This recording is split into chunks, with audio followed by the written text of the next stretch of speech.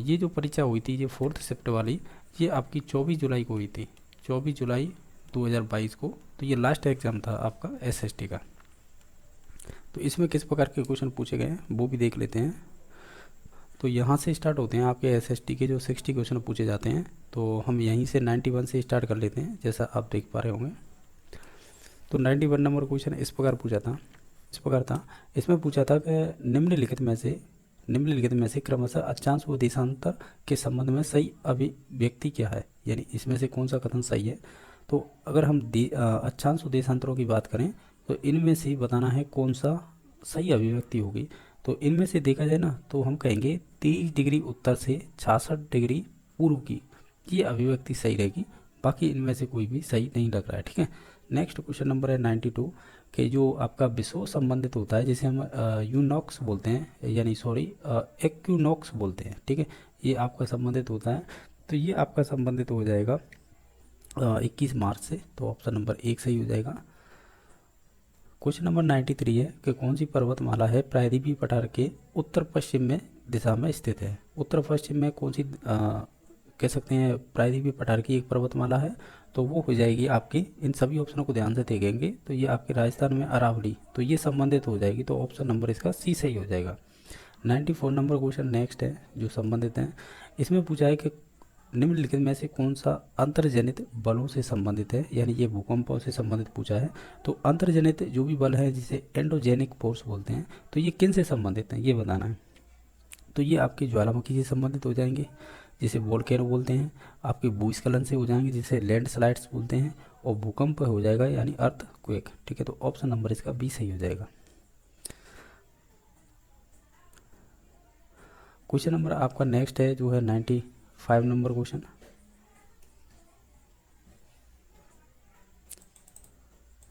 95 number question इस प्रकार पूछा है,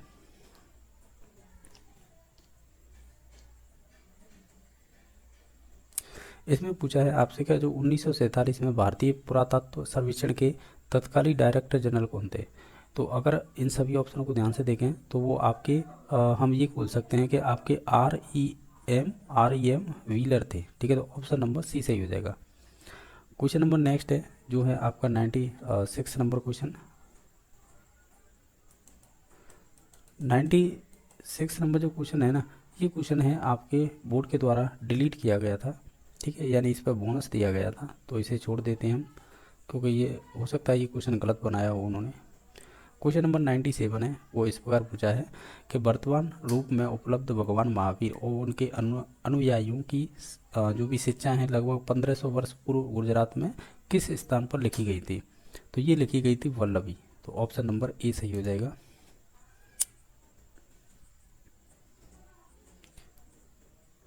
क्वेश्चन नंबर आपका 98 है, ये पूछा है संघ में पुरुषों और स्त्रियों के रहने की अलग अलग व्यवस्था की गई थी, यह हमें किस त्रिपिटक से पता चलता है। तो ये आपके पता चलते हैं, अगर इन सभी ऑप्शनों को ध्यान से देखें तो हम कहेंगे ये आपके विनय पिटक से जानकारी मिलती है। तो ऑप्शन नंबर सी सही हो जाएगा। और क्वेश्चन नंबर 99 है कि कौन सी नदियों के मगध के यातायात, जल वितरण एवं जमीन को उपजाऊ बनाने में महत्वपूर्ण योगदान दिया था। वो कौन कौन सी नदी हैं इनमें से। तो आप इन सभी ऑप्शनों को देखेंगे तो हम मगध की बात करते हैं तो निश्चित तौर से यहाँ पे जो नदियाँ थी और उन नदियों के नाम हो जाएंगे, एक तो गंगा हो जाएगी और एक सोन नदी हो जाएगी, ठीक है। सोन नदी है जो आपकी कह सकते हैं ये आपकी निकलती है और झारखंड से, और गंगा नदी है ये आपकी जो आपका ग्लेशियर है वहाँ से निकलती है, ठीक है। तो ऑप्शन नंबर इसका बी सही हो जाएगा। क्वेश्चन नंबर 100 है, अशोक के अधिकांश अभिलेख पाए गए थे। तो मोस्टली देखा जाए तो जो अशोक के अभिलेख पाए गए थे वो प्राकृतिक भाषा और ब्राह्मी लिपि में पाए गए थे। तो ऑप्शन नंबर इसका एक सही हो जाएगा। क्वेश्चन नंबर 101 है, इसमें पूछा है वह कौन सा भूभाग था जो ब्राह्मणों को दान दिया गया था और उनसे भूमि कर और अन्य प्रकार के राजाओं के द्वारा नहीं वसूले जाते थे। तो आप इन सभी ऑप्शनों को देखेंगे तो हम कहेंगे अग्रहार नहीं कह सकते हैं वसूले जाते थे। तो ऑप्शन नंबर बी सही हो जाएगा, ये किसानों से संबंधित थे। क्वेश्चन नंबर 102 है, इसमें पूछा गया था कि प्रयास प्रशस्ति यानी प्रयाग प्रशस्ति की रचना है समुद्रगुप्त के राजकवि हरे सेन ने किस भाषा में की थी। तो ये संबंधित हो जाएगी आपकी संस्कृत भाषा से। तो ऑप्शन नंबर डी सही हो जाएगा। क्वेश्चन नंबर 103 है वो इस प्रकार पूछा था, जो शुंग वंश की स्थापना किस मौर्य सेना नायक के द्वारा की गई थी?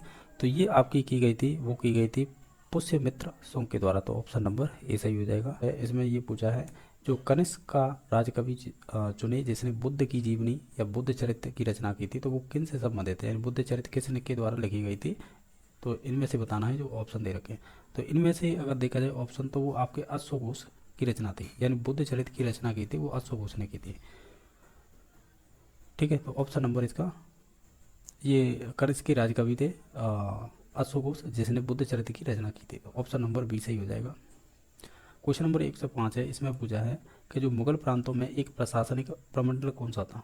तो आप इन सभी ऑप्शनों को ध्यान से देखेंगे तो एक परगना थी। ठीक है, तो ऑप्शन नंबर इसका डी सही हो जाएगा। क्वेश्चन नंबर 106 है वो इस प्रकार पूछा है कि जो अलवार संतों का एक मुख्य काव्य संकलन जिसे तमिल वेद के रूप में भी जाना जाता है, तो वो जाना जाता है। आप इन सभी ऑप्शनों को ध्यान से देखेंगे तो ऑप्शन नंबर 4 सही हो जाएगा। ठीक है,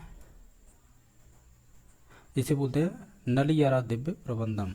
तो ऑप्शन नंबर डी सही हो जाएगा। क्वेश्चन नंबर आपका 107 है कि मुगल शासक जहांगीर की माता किस राजपूत वंश से संबंधित थी?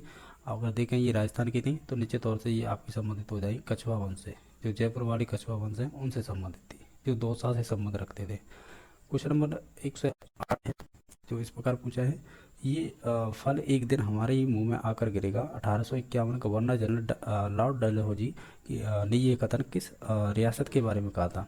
तो ये संबंधित था आपके अवध साम्राज्य से संबंधित था। तो ऑप्शन नंबर ये बी सही हो जाएगा। क्वेश्चन नंबर 109 है, ये इस प्रकार पूछा था कि जो आपका प्रत्यक्ष कार्यवाही दिवस होता है, ये तो कौन सा दिन निर्धारित किया गया था? तो पर्टिकुलर डेट बतानी थी, तो ये निर्धारित किया गया था आपका 16 अगस्त 1940। तो ऑप्शन नंबर इसका डी सही हो जाएगा।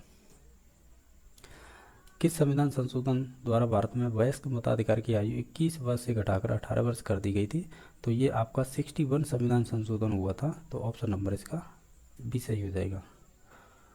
क्वेश्चन नंबर 111 है वो इस प्रकार पूछा है कि भारत के संविधान कह सकते हैं कि प्रस्तावना कौन सी विशेषता नहीं है, प्रस्तावना में कौन सी विशेषता नहीं है? तो आप इन सभी ऑप्शनों को देखेंगे तो इसमें देखो पंथ निरपेक्षता मिल जाती है, राजनीतिक न्याय भी मिल जाएगा, प्रतिष्ठा की समानता भी मिल जाएगी, लेकिन संघीय शासन नहीं मिलेगा। तो ऑप्शन नंबर बी सही हो जाएगा। क्वेश्चन नंबर 112 भारत के संविधान निर्मात्री सभा के उपाध्यक्ष कौन बने थे?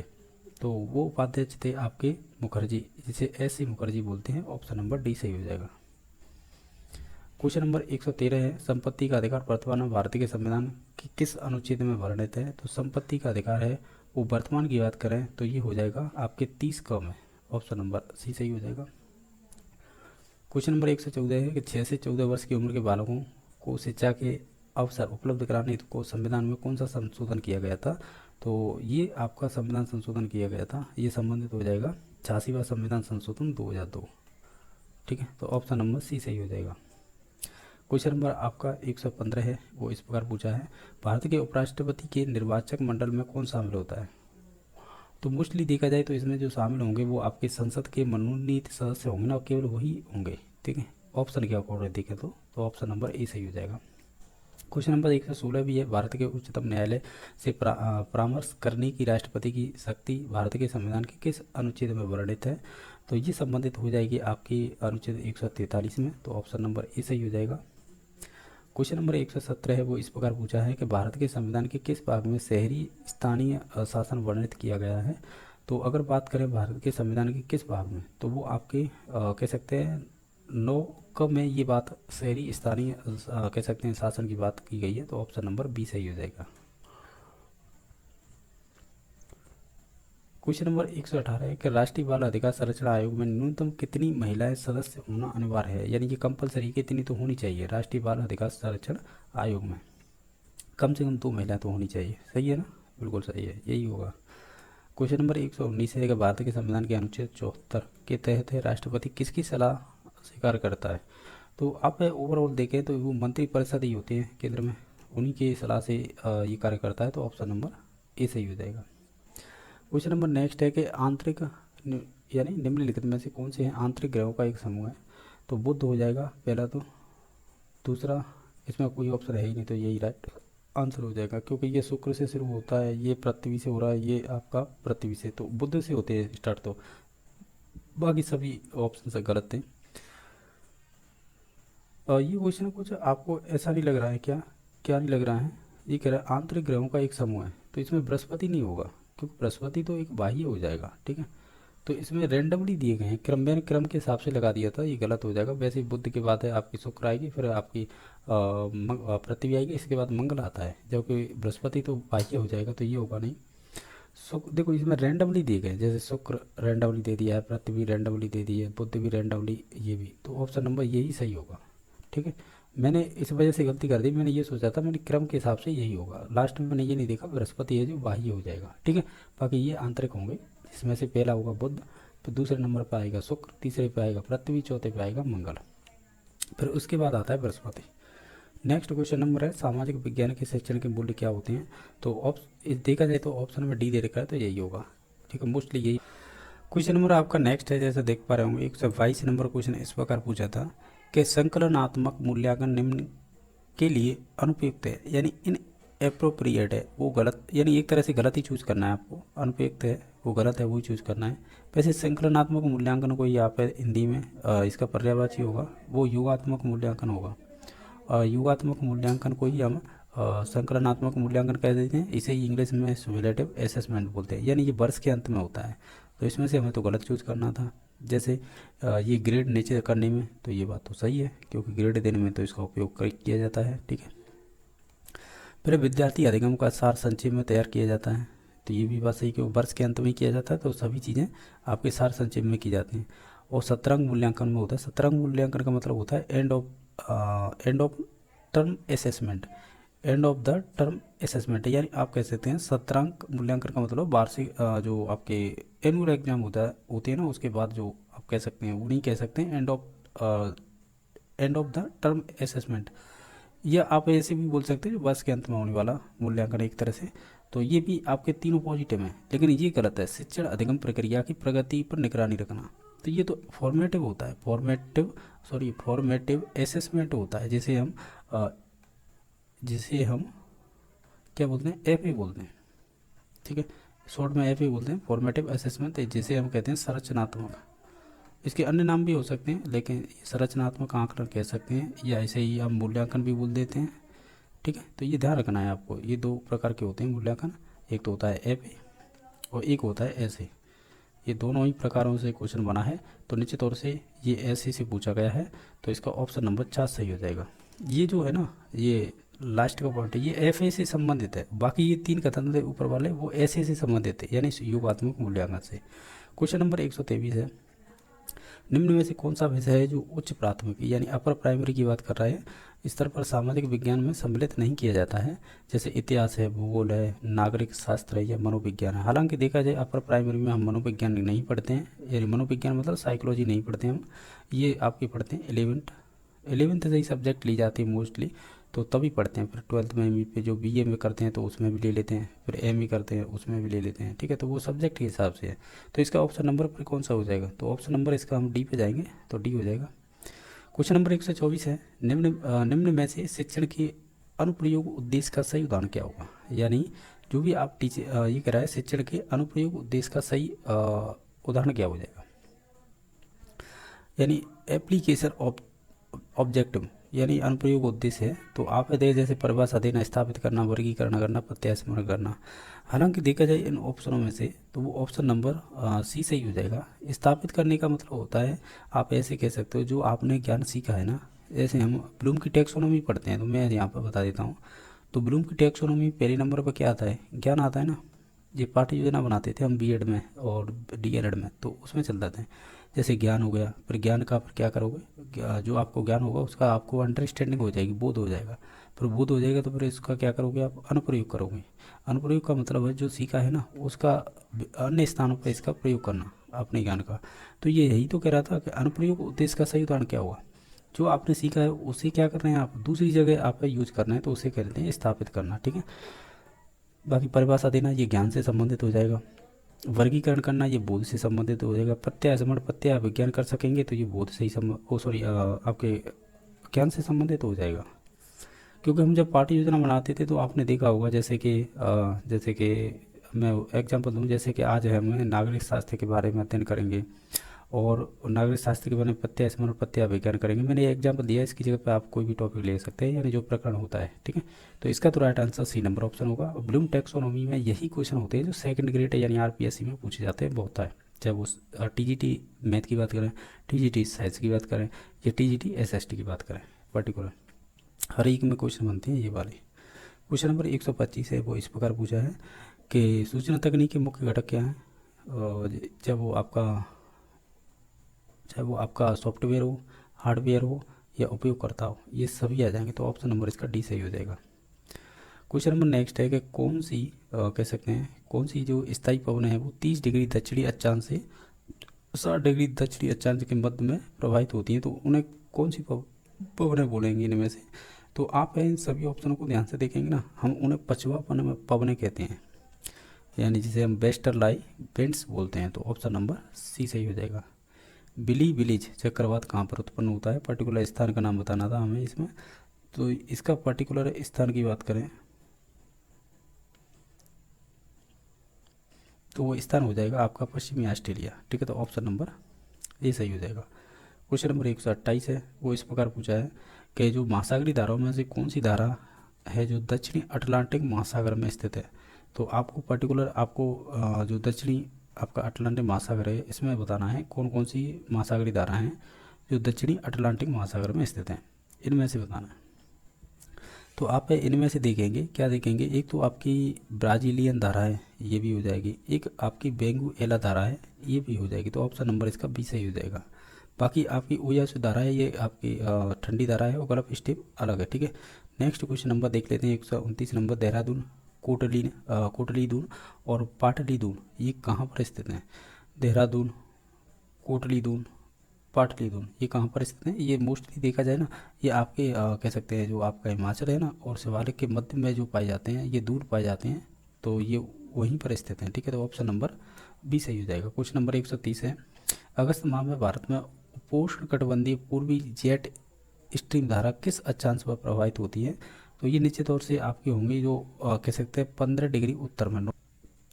जो आपका नेक्स्ट क्वेश्चन नंबर है, जैसा कि आप देख पा रहे होंगे, इस क्वेश्चन को देख लेते हैं, जो है आपका 131 नंबर।